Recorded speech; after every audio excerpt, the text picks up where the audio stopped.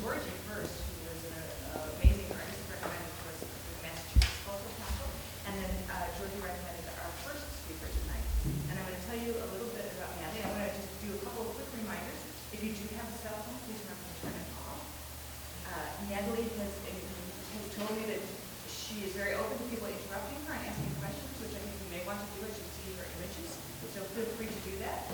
We want to tell you about two upcoming cool events. One is the Cool Breakfast, which is May 6th, 7:30 in the morning, which I know is really challenging for people, but you're more than welcome. $10 for artists to come in, and it's sort of an overview of what's going on in Lowell. We talk about the highlights of what people's successes have been over the years. We also have John Beck coming to us from Arts Boston, who's going to talk about some of their audience building initiatives in Boston. And I know Western Ave Studios, many of you may know, is participating in a Arts Week initiative that's out of what used to be the Wang Center, which is now City Center. So I think it's going to be interesting talk. Also, John Wooding, who's a professor at UMass Lowell, has been doing research on the impact of the creative economy in Lowell, and he's going to come and present that research and talk about numbers and how many people are here, how many artists are here, what they're producing, what their impact is locally. So we'd love to see you at that. And then we're going to have our second community conversation May 14th, and we're calling it the New Initiatives Unconference. Remember that. And we hope it will be an opportunity for people to come and meet and talk about what they're working on, new ideas, new initiatives, things that you may need help on, things that you need funding for, and to try to bring people together around those ideas. So you can find out about all of that on the Cool website. And if you don't get our news blast where we list job opportunities, shows, things that are going on in Lowell, we hope you go to culturalschool.org to sign up there. And that's my whole spiel, except that now I'm going to introduce Natalie. And Natalie Ander is a biologist, an engineer, and a cognitive scientist researching creativity, background biology, paradigm shifts, and the ingredients of wonder, which is really the most beautiful introductory statement I've ever read. She works as an art scientist, both producing sculptures and performing research while attempting to merge the two disciplines. She has a doctorate in biology, a master's in cognitive science, and a bachelor's in physics with electronics. All from the impressive. It's a little way too soon to work. All from the University of Birmingham, England. Formerly a scientist at Harvard Medical School, Natalie has published in Nature Cell Biology, where her illustrations have made the cover among other journals. She currently lives and works in Cambridge, Mass, and is a full-time self-supporting artist/scientist. So welcome. Thanks for coming. All right. So, what's an artist scientist? Well, all I mean by that is that I do both. I make art and I do research, and sometimes those things are separate and sometimes those things merge. So, when I first started out on this journey of doing both at once, I felt very uncomfortable and a bit like an imposter. So, what I wanted to do was make fun of myself in a way. So, my first piece really about this is on the front of my website, and my lovely assistant will pop out into a browser and see it. So you see these two words, you move them around, and when they move together, when they hit, they'll produce all these other words. They're kind of made up words. And they have mostly a derogatory flavor. There's artists in there, and wannabe is in there. Compositor, time waster, yep.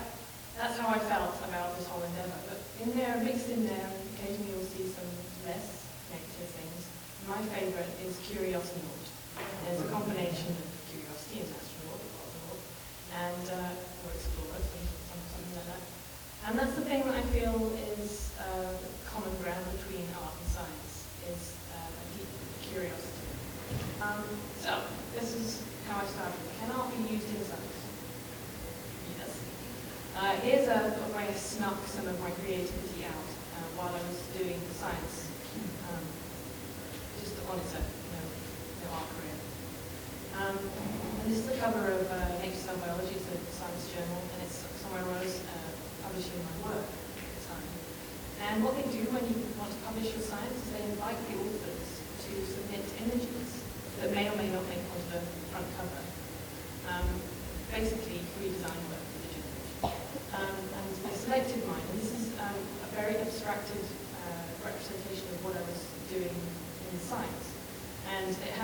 advantage of boosting my visibility. So this little blur will run chemotaxis driven by retracting pseudomonas before I get to my work.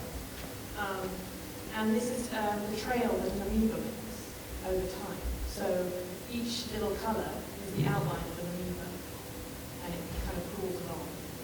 And the thing that I was talking about in the scientific research was how this guy makes these legs, and it doesn't just make one, it will split them out, and it will select one. So these parts where you see sort of the spiky edge is where it's taken an arm, it's tried to go up in one direction, then it's taken it back in, it's decided that's not a good place to go. So that's a kind of safe and non-threatening, at least to the science community, way of getting some artwork or creativity into that. But I have to say that I feel like art is more of a fundamental part of my science every day. And I'm going to tell you more about what I do now. What we're looking at is a log that has mushrooms growing on it. These are turkey tail mushrooms. And this is the underside of the turkey tail mushroom that we're looking at. And what I study is the yellow thing that's on top of it. It's this kind of fan-like creature. It's called a slime moth. It's a Physarum polycephalum. And it doesn't have any organs. It's just slime. It's a bag full of nuclei. It does an awful lot of complex behaviours. I'll just show you this movie I took in my house.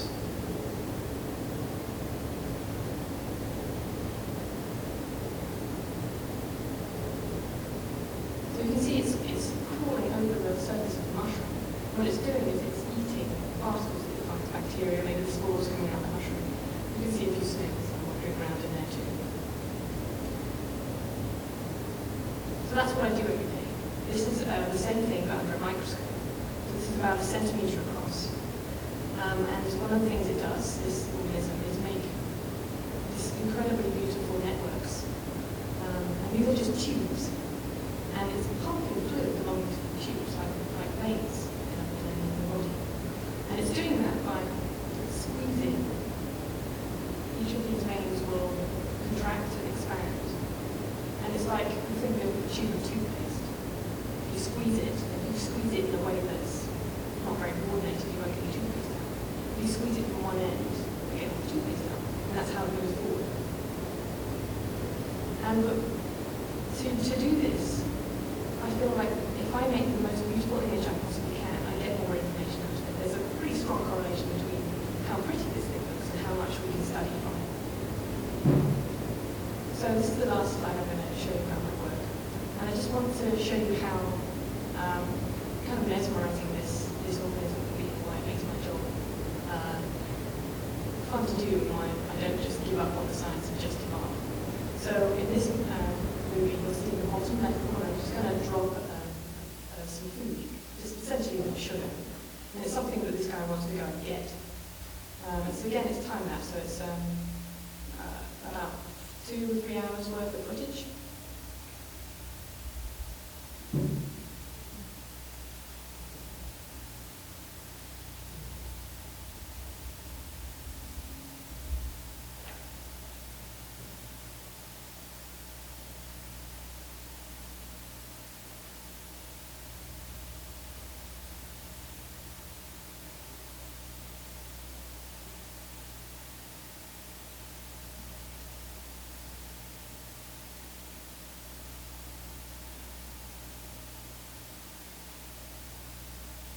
Everybody hypnotized?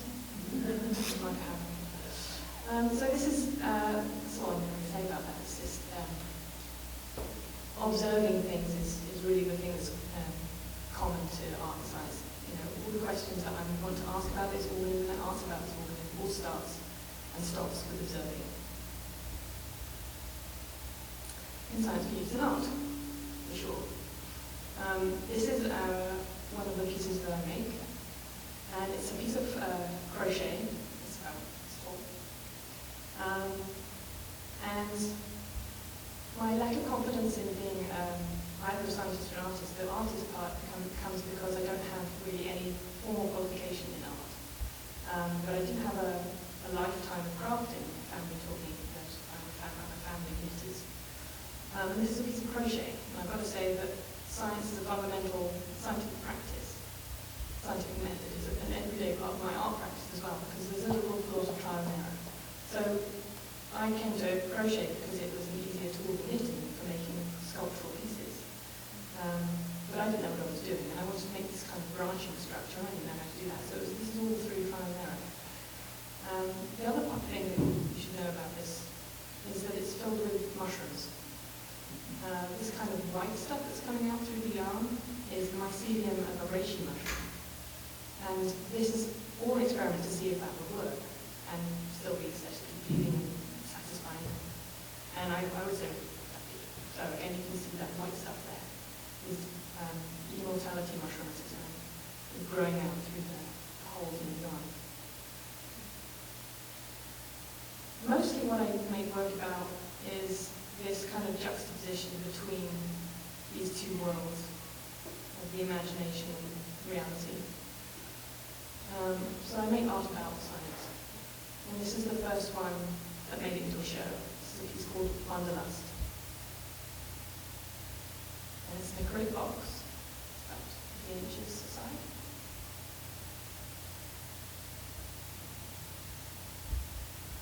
And in the top, you can see there's this kind of chandelier of mirrored shapes.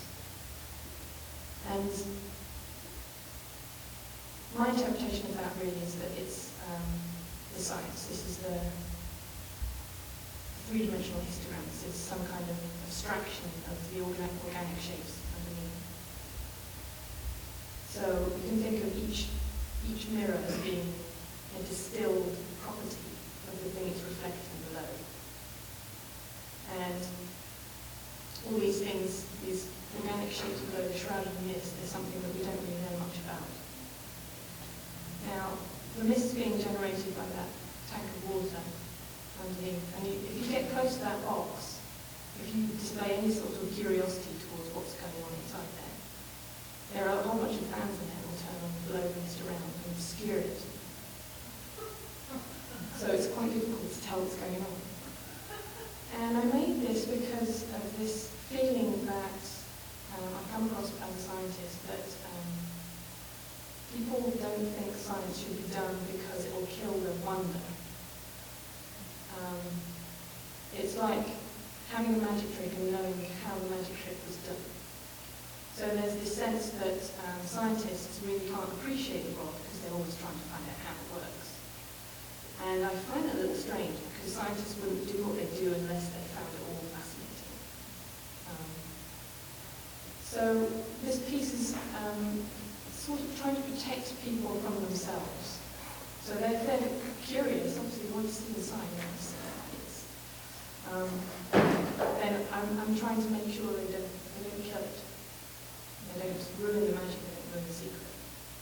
And I'm also trying to say that the data, the abstract form of the thing that's being studied is quite beautiful too.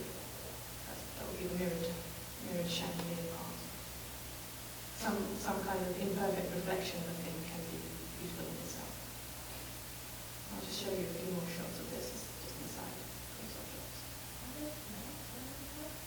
No, it's sculpting. But they are modelled after lichens, a particular type called cladonias, which make these little spikes, and other lichens make these little disc shapes. Something I find fascinating. So I got copied. Still. Yeah, the other thing you'll find if you look up close to this thing, so there's all these little characters in it. And they're like avatars. They're to help you put yourself inside that box. And they're all there. These guys are the observers. They're asking this question. What's going on?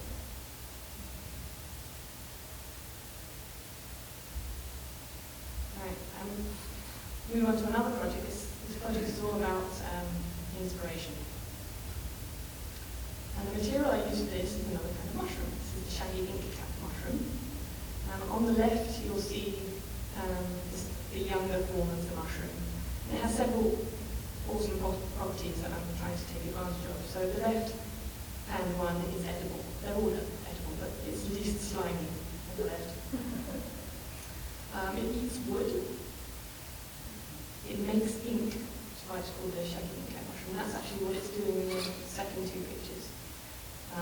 what? It's opening out the cap, and the cap is rolling up and melting, or deliquescing is the word that they use. So rather than just spraying out spores from its gills, like most mushrooms will do, it kind of digests itself and makes this dark, thick, black goo that's filled with spores, and it drips off onto grass, whatever's flying around, and that'll get carried away. So the final thing that it does, it's called, it grows in a ring. And lots of mushrooms do this, but not all of them. And what I mean by that is it grows out in a circle. The mycelium, the roots of it, will grow out in a circle, but only the edges will make the rooty bodies. So what you end up with is just a really empty ring of mushrooms.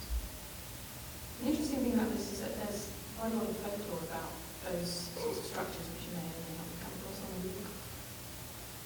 They're called fairy rings.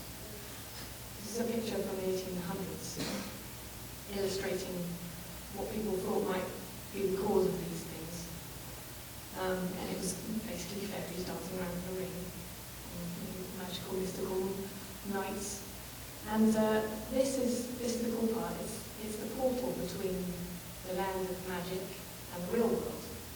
It's the boundary between us. And this is where I feel inspiration comes in. This is kind of, it comes out from this cataclysmic joining of two places. This is a kind of dangerous place in folklore. If you're not supposed to cross into them because the fairies might drag you around and make you dance around in a circle for eternity. So, not necessarily a happy tale, but... So I thought, how can I use that? I'll try and make my own fairy ring. So I'm trying to harness the power of this magic. And what I did was shred up a whole bunch of science articles. So these are articles that I read and I've drawn inspiration from. And paper is essentially wood. So I fed it to the mushrooms. So this is a big piece of crochet, which is where it's all growing. And it's got the shredded paper in there. And what I want to do is when these things finally grow up into mushrooms, so that I can eat them, my magical inspirational mushrooms, which have maybe somehow distilled these ideas down. And maybe might give you some more ideas. That'd be nice. And just to show you it can work, there's some shredded paper and that white fuzz. That's the shaggy ink cap growing from the paper. So, this experiment also shows me that I can use the ink for something. So the other thing I can do is I can make ink from a white mushroom and write down inspired ideas from this inspirational ink. And we already know that it likes to eat paper. So then I can start the cycle again. I can make a ring that's been grown from mushrooms that have been grown on science. So that's that project. Another project, lo and behold, you won't be surprised, is based on another mushroom. And this mushroom produces foxfire. That's this. There are lots of mushrooms out there in the woods that glow in the dark. And, of course, this has some kind of folklore behind it. We know the science, we know how it does it. It's a protein called luciferase. But 1,000 years ago, didn't know that. So you can imagine somebody walking home through the woods, and there's no street light in there or anything, so all you've got to guide you is a little bit of moonlight. And you've got eyes that are extremely well adjusted to the dark. And off in the distance, you might see a rotting log. Well, you won't know it's a rotting log. And you might kick over a rotting log that's being rotted by this guy, and you'll see this fire coming out of it. Light. But it'd be cold. That's counterintuitive. How can you have light without fire? So they gave it a couple of names. Foxfire was one, and Will-o'-the-Wisp was another. And according to the stories, Will-o'-the-Wisp is a bit of a tricky character. It's a spirit that will bob around, and it will guide you through the woods, but you can't trust it. It might guide you to where you want to go, or it might guide you to a bit of quicksand or marsh or bog. So again, I want to harness this strange dichotomy between how we thought about it in the past when we couldn't explain it, and how we think about it now. And this is another piece of crochet stuff with this mushroom. You can see in the top there, that's where I've inoculated it with that mushroom. And these are all in glass vessels, and these are my lanterns. And this is a lantern where this is a fruiting body now that's growing out inside the lantern. And yes, you can see it in the dark if you try really hard. There's another form. And you can see it's just about to start making fruiting bodies, that kind of fuzz, a white fuzz, is the mushroom starting to appear. So it's a bit like, it's another inspiration theme. It's like the light bulb.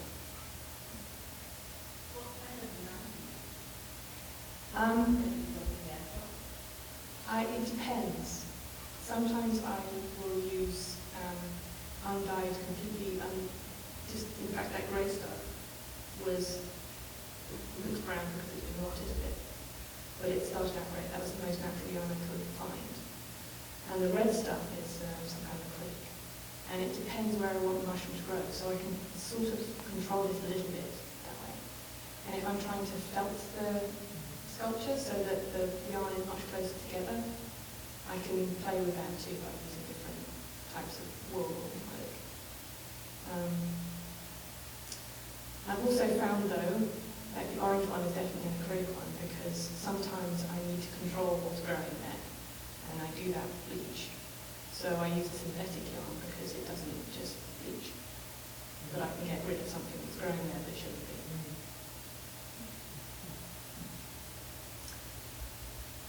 So, have I fixed this problem of feeling not particularly happy about calling myself an artist scientist? Mostly, I think so. And there's a number of reasons for that. One is time. Another is validation. So I've been in a couple of shows. I've had an award. I've been invited to a talk. And on the science side, I have more confidence there too. So I'm a part-time scientist to make this work. And that's not seen necessarily favourably because it makes you look like you're not committed. So I was a bit shy about telling people. But I'm in a very nurturing lab, and everybody there is very supportive. And there's more validation there too, because the work that I'm doing on that slime mold is being published. So that helps. And the other thing that helps is just acknowledging that there's a divide. That helps you get past it. So, for example, I'm telling you all that I'm an artist scientist, so I must be coming from somewhere. The last thing I will share with you is this piece, which I feel is somewhat autobiographical. This is called Hidden Marriage. And it's a coffee table. And the coffee table is growing a forest floor on it. And I chose the forest floor because that's, again, sort of the basis of magic and folklore for me. I feel that's an inspirational place. And coffee, oh well, I don't drink very much of it, but a coffee table is the site of many conversations, or if you have good friends. So there's a conversation going on here between the table and things hosting. So these black spikes are the table growing in response to the growth that's happening inside it. And there's lots of little characters wandering through this landscape as well. They're again the observers. And it's called Hidden Marriage because these organisms are collectively known as cryptogams, which has a Greek base. Crypto means hidden, and gam means marriage. And it feels a bit self-referential, unlike a hidden marriage of artist-scientist. And in the beginning I would have said that the hidden part meant that I don't tell scientists that I'm an artist, and I don't tell artists that I'm a scientist. But these days I feel like the hidden part is basically because those two things are the same, so there's no distinction. And I'll just leave you with a video of this kind of writing. It's in a train station.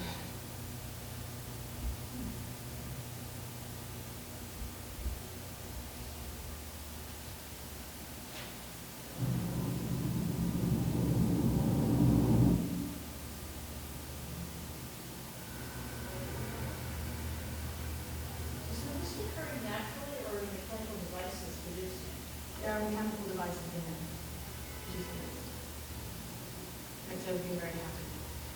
If the water is. Yeah.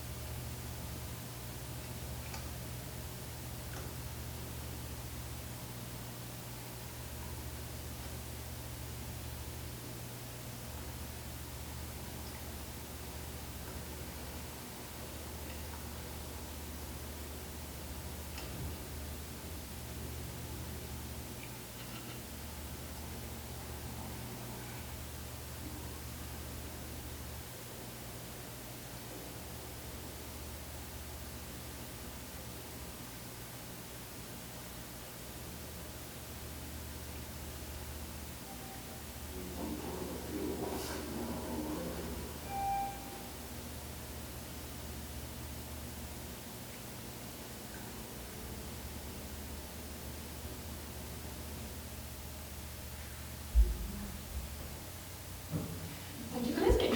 So our second speaker tonight is Georgie Friedman, formerly of North Carolina. Born in North Carolina.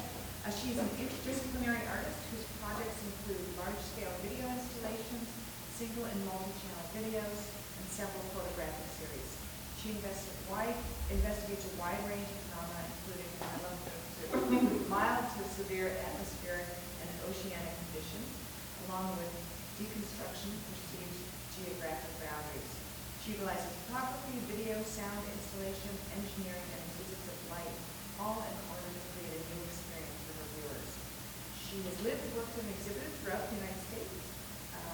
She earned her MFA from the School of Museum of Fine Arts at Tufts, and her BA from the University of California, Santa Cruz. She taught at Mass Art, the Museum School, School of Museum of Fine Arts, Boston, and in recent years was named a rising star by the Boston Globe. And I think we learned about you because you were also over there at the Massachusetts Collegiate. Yeah, and good money here. Good. So please welcome our next speaker.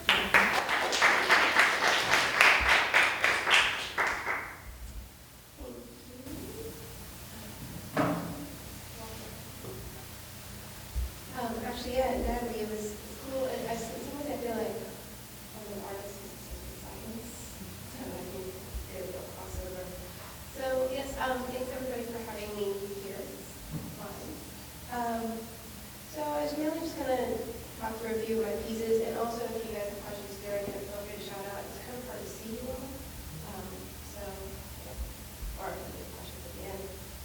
So in general, that intro pretty much sums up some of my things. I think I've just been really, for a number of years, sort of trying to contemplate our kind of physical and psychological relationships to kind of these uncontrollable natural forces and kind of these different kind of personal and societal sort of thoughts and feelings connected to these things that we have no control over. So let me kind of talk through some of the history of this a little bit.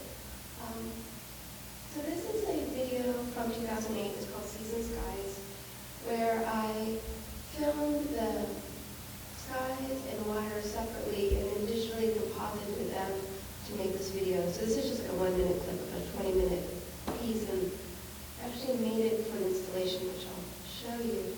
But as a single channel piece, I kind of like how it plays with the idea of the horizon line. It kind of talks about sort of the optical illusion of this thing we always see but we can never reach. And so I specifically paired pieces together that would look obviously fake. It would never look too good if I didn't put those together. So I wanted to make it really clear that it was not real.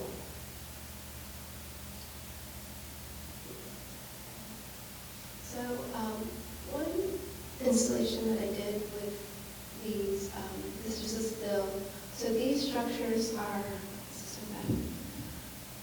They're both 10 feet tall. This front one is 5 feet wide, the second one is 8 feet wide, and they're each 3 feet deep. And so this is just one projection to that track over it. And what I liked is that depending on where you're standing, you got different amounts of sort of concrete versus abstract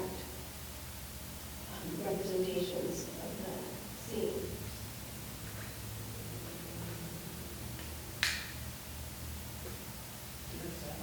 This one doesn't have sound actually, and I specifically chose not to put any kind of water sounds because I didn't want to replicate kind of like being at the beach, and I really wanted people to be concentrated just on the visuals, and those abstractions you just saw were happening just because of how the projector is going around the corners of these large rectangles. I was also really liking the idea of like having these really soft and fluid things and having them go around these hard right angles. Another thing that was interesting to me in this installation was that because these are 10 feet tall, the water line is about 5 feet, so for most people it's kind of a really high level. And when sometimes the waves would come, people would hold their breath or gasp or something, even though you know it's a video and taking it. But I really liked how the video really added to the volume, or the structures like volume of the video. Where did you show that? That was part of my thesis show at Tufts in 2008.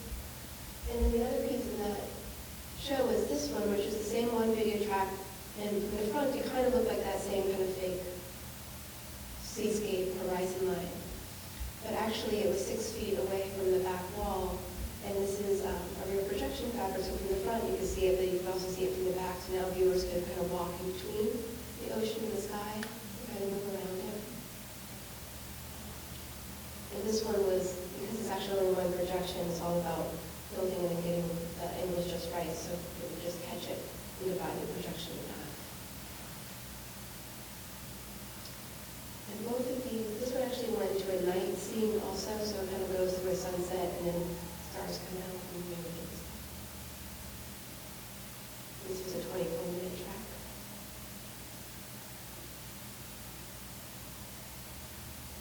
These actually filmed on both east and west coasts as far as water and stuff.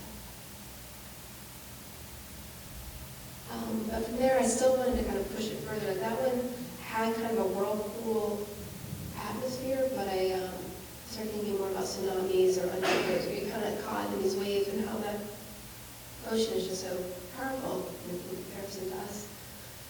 So this piece was called Dark Swell, and it's kind of made it sort of a wave-like form, thinking about the tsunami. And it's 16 feet wide across the front, 9 feet tall. It's 11 feet deep, and the back's about 5 feet tall, so if you chose to go through it, you would kind of have to, most of us would have to duck unless you're a kid or in a wheelchair, then you got to go the next few going through. But I kind of wanted to have it just kind of overtake the room, and this one I built for Space in the Decor of a biennial in 2010. But here's the front, so you can get a sense of that arc.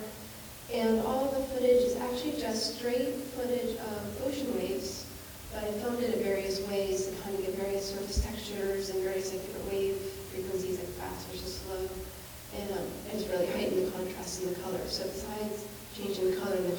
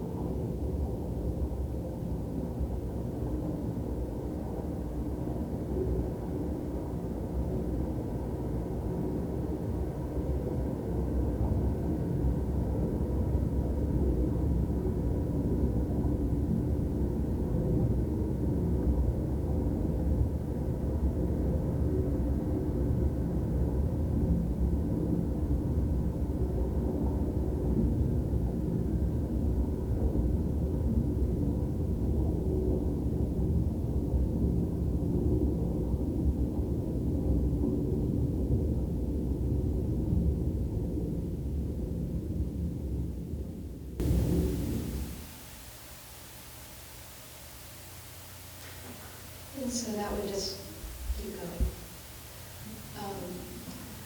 So it's a 2-channel projection, and when it was in the Cordoba, I actually had to build this sort of little mirror projection system, so we would bounce off the mirrors and go over the forum because the room was so small. This was, I already installed this last summer in Kentucky, and here the space was larger, so I didn't have to use the mirrors. And in this one, people could also walk around the whole thing, whereas before you could either just walk through it or walk around one side. But it was fun being able to reinstall it somewhere else, so people could go all around it. One of the reasons I do a number of these, this one and the last one, is rear projections, so when you're in it, you don't have your shadow. So that way you don't sort of have that subconscious moment of, oh, you're in front of the projector, that you can move, or you're kind of aware of it, like you can just be immersed.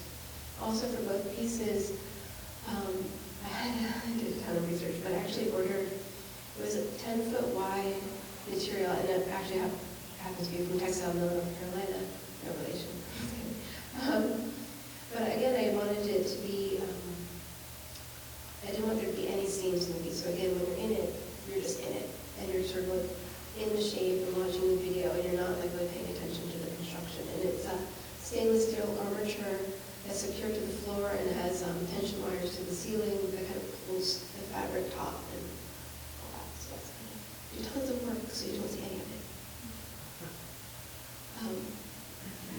Totally different project. Around that same time, I kind of teamed up with some friends who were kind of like these hobbyist engineers that were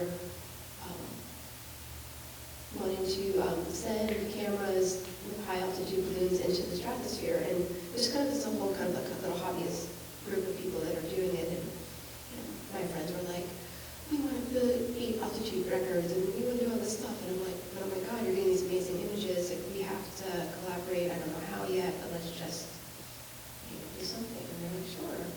So just for reference, so you have the high altitude balloon or the weather balloon attached to parachute, and that little box has the camera. And sometimes we did just still cameras, sometimes we did video cameras, sometimes we did both.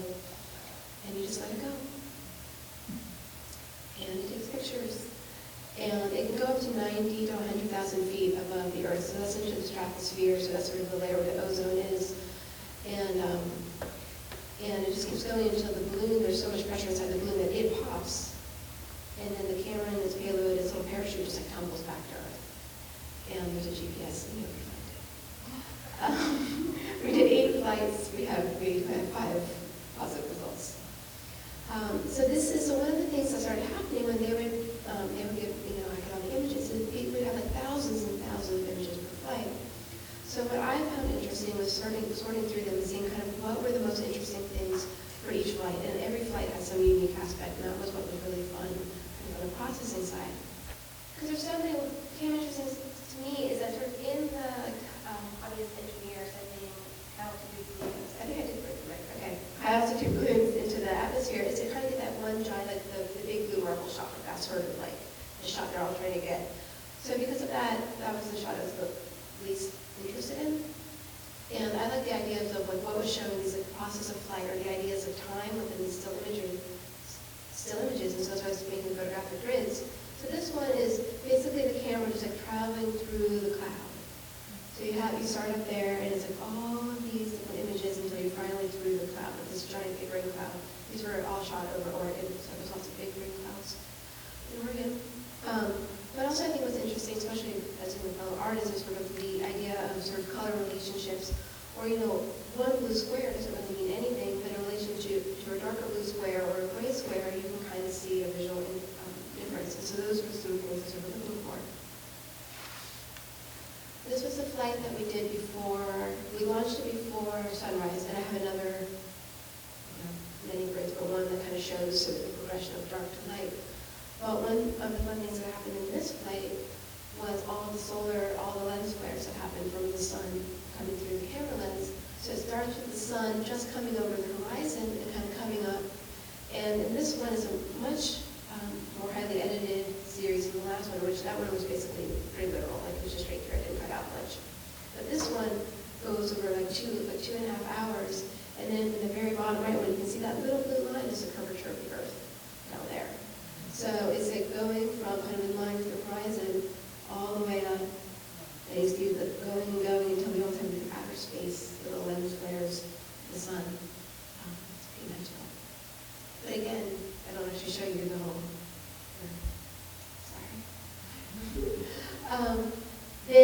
there's a number of them that they do after they pop, because when they're going up, and again, what you don't see, because of editing, is it'll be just sort of like horizon and horizon and horizon and horizon. Go back. You think, well, that's tilted some, but they're pretty straight. But it pops, and this poor little thing is just going crazy. Like, it will take hours to get up there, and it'll come down to a fraction of that. It's just, yeah. So I kind of like some of that kind of uncontrolledness that's happening. And again, this is actually pretty highly edited. This is one, a different flight, I think it's the 5th flight, where the balloon popped, and then it got in front of the camera for a period of time, and I thought that was hilarious. Because it was sort of like you send up this camera as this like tool of documentation, it was the same tool of my scientific study, and it's rendered useless by the balloon getting in front. So you can see a little bit, like, you have a little bit of sky, you see the white balloon, you see a little bit of sky, and it's basically all balloon all the way down until here. I also just like the tube that brought in some yellows. Those projectors have like bringing it out, but I thought it was just sort of really interesting, sort of that denial of information. What kind of happens to that? These grids I have generally at 30 by 30 inches, so it's big enough. So I put them all as one object because I want the grids to stay together. This next grouping, this is actually from Flight 1, and I did a series of all 10 of Flight 1. I'll show it to you in a second. And those are just 24 and 24, so they could maybe all go together in some place. Actually, this September, I think I'm going to be able to show a lot of these. So Flight 1, my collaborator saw as a total failure because they put a lens, put this down before I start gesturing. They put an external lens on top of the camera because they thought that might help protect it, but it got condensation. And so basically the entire flight is fogged imagery. And so for them, they were totally disappointed. They were so sad. They did all this stuff. They got nothing. And I saw these and I'm like, it's gorgeous. What? And so like, I put them all together. This is somewhere in the middle. I think this is number 5. But again, sort of like that other balloon one, this was earlier. I love just sort of the denial of information, or how it just becomes a record of the sky's kind of light and colors.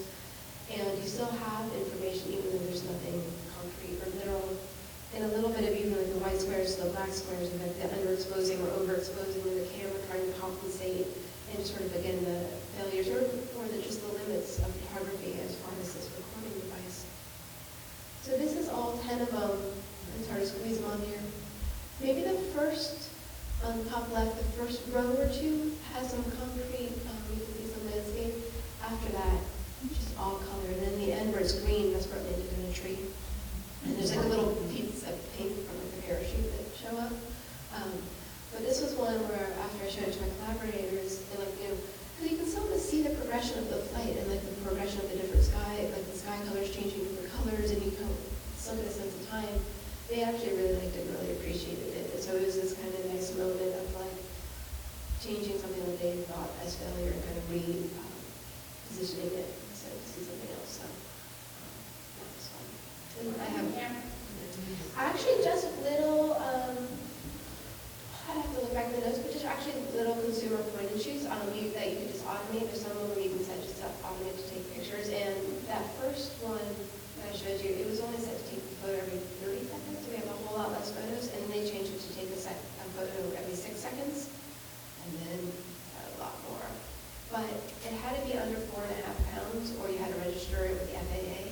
So you had to keep it kind of light. And that was also with while you were trying to use the camera to figure out the height, there's a GPS, but in order for the GPS to send information, I think it was about 40,000 feet, we'd have to register it with the Department of Defense. I didn't want to go there. I mean, so it kind of, yeah, so it was sort of like, you get your GPS pings and then it disappears for a long time. And then it starts pinging again and it comes back down. And they did a lot of research about, there's a lot of particular things where you kind of see, like, they launched it here, what the wind patterns are doing that day, so they have a general guess of where it might come back. Yeah. Well, they would kind of stay put, and then until they started getting pings, and then they would start driving. One of the last ones month, and it was so sad. Well, they decided to launch it kind of near the Columbia Gorge, which is between Oregon and Washington, because it wanted to try something new. But it got caught in the jet stream that was over there, and the last thing we saw, it was like on the side of the mountain. I think it was in Montana. And yeah, and it was like, and it was like, and the last thing was like on the side of this mountain, and I was like, okay, I'll call the park rangers, man. No, oh, you know, I think like Rhea has family out there. I think we can. She's like, no. But then it was just gone. You know, because it traveled over 4 states and 40 miles. Because usually it would travel 100 or 200 miles, but usually let's say over Oregon. And luckily they're on the wind goes east, so it never went to the ocean. I think one time I landed in a Native American reservation and I had to promote the fence, and then I think there was a mama bear and a baby bear, and like everybody could tell about it, so it was fun. Yeah. But it's kind of that caught up in that, excitement or failure, and like, you know, and we even count one, like there was one that blew away before they even, you know, let go, so they're like, well, they're like, NASA counts its failed launches, so we will too, so like that was number 4, so number 4 blew away before it even started. But I also have video from, one more still. Got this. So this was another descent, so it's coming down, it's the final landing. In this one, it was actually the same one that had the same flight that had the yellow in front of the squares. And in this one, I specifically picked all the ones that had the blue bits and remnants. You can see some strings in some of them. Because for me, it was less about getting these great aerial landscape photos. But what interested me was the thinking about the object in space, and kind of that idea of like if you just sort of let something go, and sort of this uncontrolled, unmanned flight, and we don't have any control over it. It doesn't have any control over it. It's just, you know, wind speeds, air pressures. And I kind of thought of it sort of as to try to maybe help personify like its little journey, like if we were up there, kind of floating, or just like falling back down, and it's thinking a little bit sort of about Hickory Smith stuff, it's like you're trying to fly and getting too close and you're sent back down. And also a lot of this series for me is kind of tied into thinking about sort of our societal relationships with like exploration or trying to push through the unknown and all these kind of boundary issues, because we can fly in airplanes, but these little balloons go like 3 times the height of an airplane flight. Like they're like cruising altitude, right? Like 5,000 feet. This is going above 90. So like we can't go there. And if we do, we're like in a rocket shipper, and we're not in this rocket shipper yet. A lecture or whatever it was. Curious about what it looks like. So I think I was thinking about that with a lot of these. So now on to the video project. So for one of the flights, we got a bunch of video, and so I was invited to do an installation in the windows of Anthony Greene and Carolyn Sons Gallery in the Boston SoWa area. And so I made this 4-channel installation. It's called Above the Crowds. And so there was actually, there's 2 different galleries, there's actually 3 different rooms, and there's like 4 projectors, 1 on each window, and there's a rear projection film. So one of the main challenges was lining up and kind of color correcting all of the footage. So I made these little projection grids, because I had to take one piece of video and cut it into 4 pieces. And so here's just when I was installing a quick shot to show you like how off everything was, and that last one is this crazy angle, so I actually had to go inside to just distort the footage so it would look like it was lining up. And here's a little documentation. Oh yeah, so here's how to definitely now.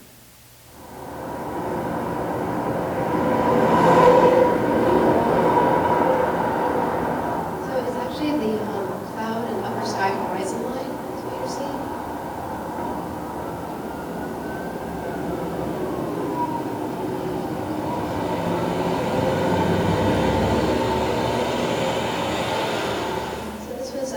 Playing for nightly for about 2 months in 2011.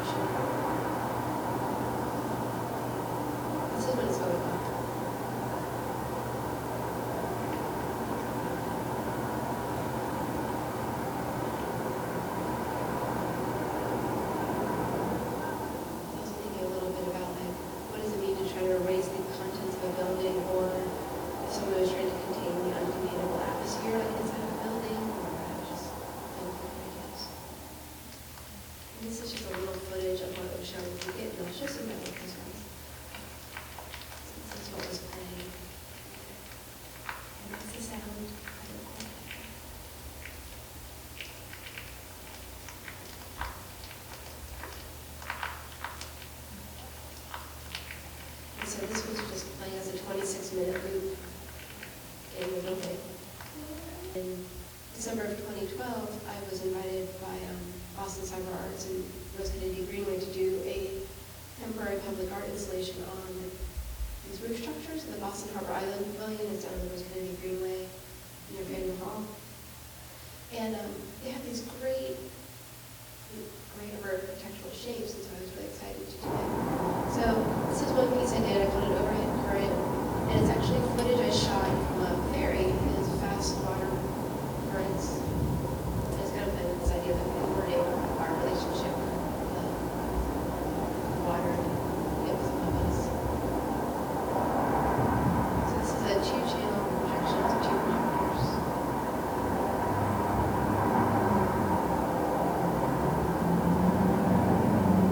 The piece itself didn't have any audio.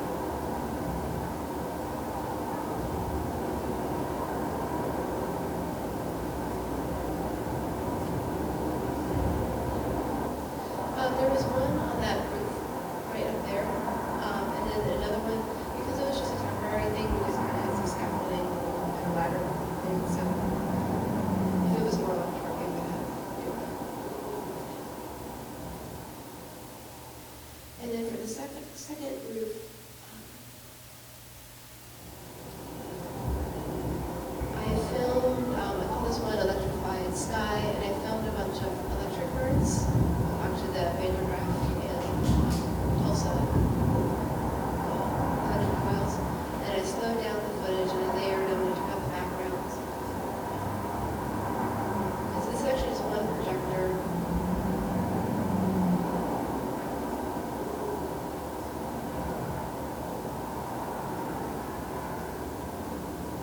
I know it's pretty hard to see it here right now. Kind of going across the big building of that.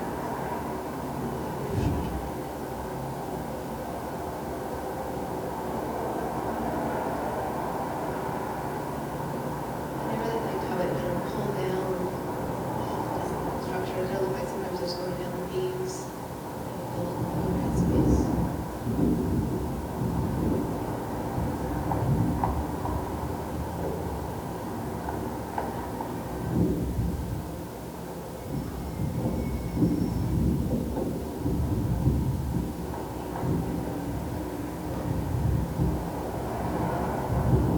And these both kind of goes on a continuous loops at night.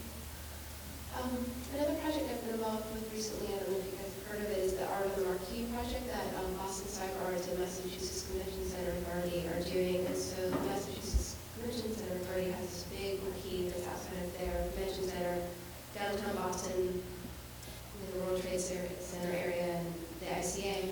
But they invite artists to submit proposals, and if your proposal's accepted, then you create a commissioned work for their giant marquee. It's like 80 feet tall, 26 feet wide.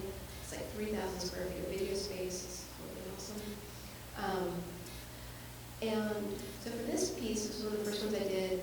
It's actually Pacific Ocean, and it's like Boston sky, and all these beautiful birds flying around, or pigeons.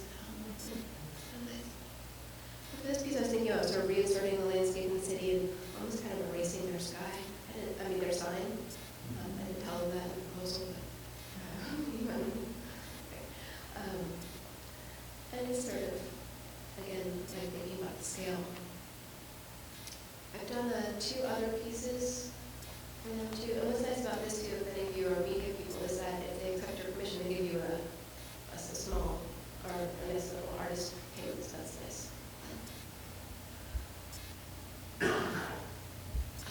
This is another one I did where I took some of the same footage that I shot for that other piece, but I made a new custom piece for this one where I wanted it to make it look like lightning was hitting the sign, or electricity was trapped in the sign, or being regenerated between it. And so I had a lot of fun doing this one. Also, the artist, we can program the base lights to kind of correspond to the pieces. Do you ever watch people watch your work? How I Do you ever watch people? Oh, in the pieces? Yeah. It's fun.